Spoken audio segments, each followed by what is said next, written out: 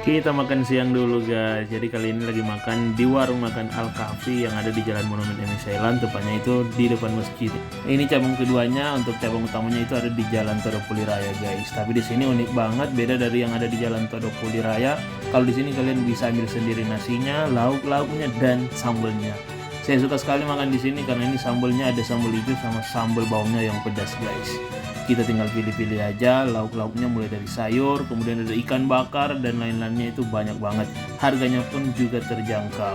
Jadi ini rekomendasi banget buat kalian yang malas masak, mulai dari pagi sampai malam ini dia masih buka atau masih tetap jualan guys. Dan seporsi ini yang saya makan harganya cuma 20 ribuan aja, mulai dari ikan bakar, telur, orek, sayur, pokoknya enak banget. Jadi bagaimana menurut kalian? Sudah pernah ada yang coba? Kalau belum, silakan mampir.